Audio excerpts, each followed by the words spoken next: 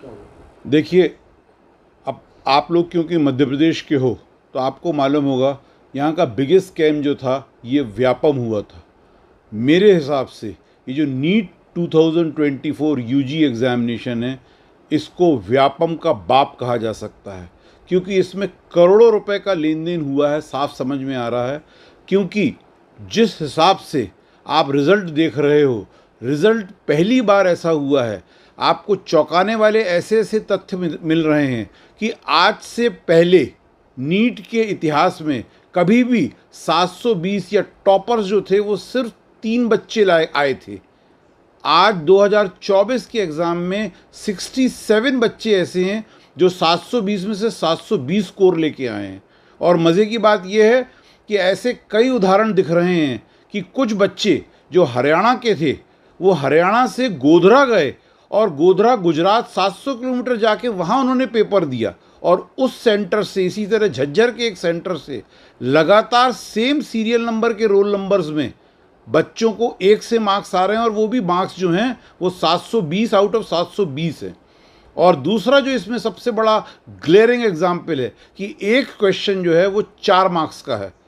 कहीं बच्चा एक क्वेश्चन गलत करता है तो उसके 4 मार्क्स कटेंगे, तो 720 में से फिर उसको मिलेंगे 716, लेकिन इसमें 717 भी दिए गए हैं, 718 भी दिए गए हैं, 719 भी दिए गए हैं, जिससे पूरा समझ में आ रहा है कि पहले पेपर दे दिए गए थे, पहले सेंटर्स ऐसे बना दिए गए थे कि आप इन सेंटर्स में बैठोगे, आपको कुछ नहीं करना है, सिर्फ गोले मारने हैं, आपको एक्टिंग करनी जिससे कि आप सीसीटीवी कैमरे में ऐसा दिखो कि आप पेपर दे रहे हो।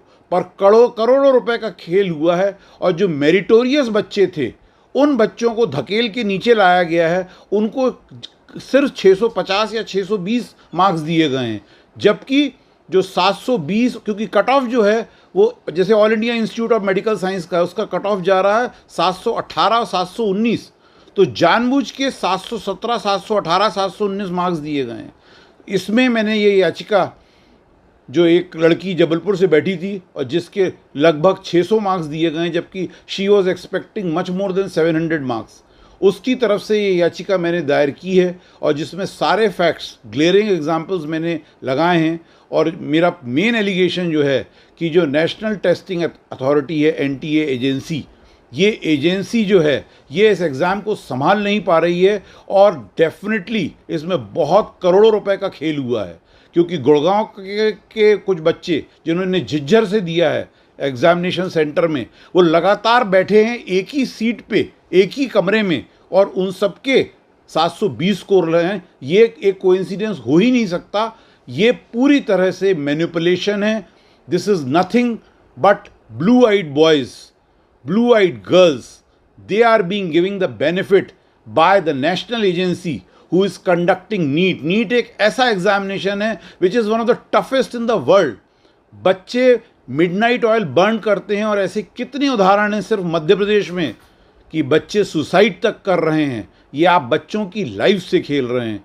तो इसलिए मैं बच्चों के लिए खड़ा हो रहा हूँ, और मेरे हिसाब से मैं इस स्कैम को उजागर करूँगा कि ये मध्य प्रदेश का नहीं, ये इंडिया का one of the biggest education scams हैं, जिसको नीट 2024 कहा गया है। ये कोइंसिडेंस नहीं हो सकता, ना आप ये कह सकते हो कि किसी और कारण से आपने 1-2 मार्क्स दे दिए कंपनसेशन के रूप में।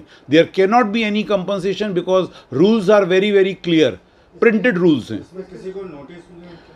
इसमें 3 को पार्टी बनाया है मैंने, नेशनल मेडिकल कमीशन और नेशनल टेस्टिंग एजेंसी और स्टेट ऑफ मध्य प्रदेश। और इस पिटीशन में मैंने इन सभी के खिलाफ अपनी याचिका में प्रेयर की है कि या तो रीटेस्ट किया जाए, या इसकी हाई लेवल इंक्वायरी कराई जाए, कि हाई लेवल इंक्वायरी करके पूरे रिकॉर्ड्स कॉल किए जाएं, और जहां तक एडमिशन्स हैं वो एडमिशन पे स्टे किया जाए कि किसी भी बच्चे को एडमिशन ना दिया जाए। कोर्ट ने क्या आदेश दिया?